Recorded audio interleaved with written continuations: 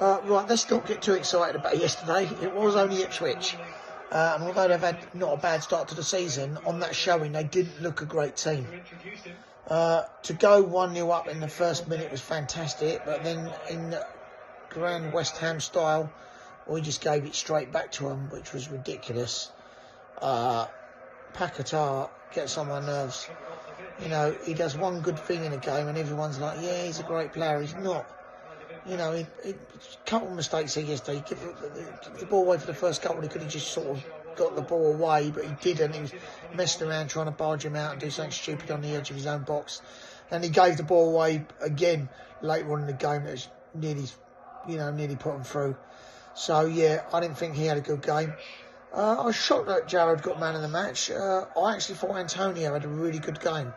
I'm not a massive Antonio fan, but I did think he had a really good game yesterday, and he took him off. I didn't quite understand that.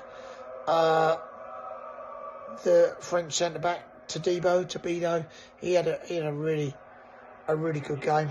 But again, I'd like to see a bit more of him. We're all jumping on the bandwagon on one or two good showings, but let's see what he's got in his locker for the next 5 or 6 games, and then we can make our mind up about him.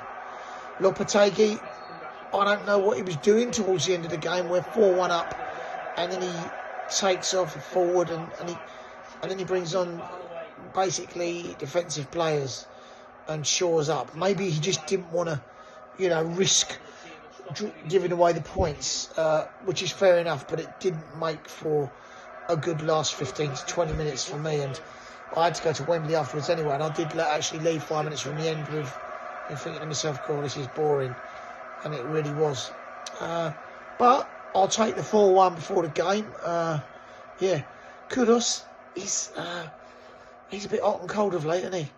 I'd like to see Somerville get a run in the team, because he always looks a bit lively when he comes on. So I'd like to see him get a little bit of a run in the team, but don't ask me who we'd drop, because I really don't know. We've got a great set of attacking players there, but we seem to fall short in the defensive midfield areas for some reason, and it happens all the time every week. But there you go, the international break now, so let's see what's going to happen in the next few games, and then we can make our mind up about some of the new players.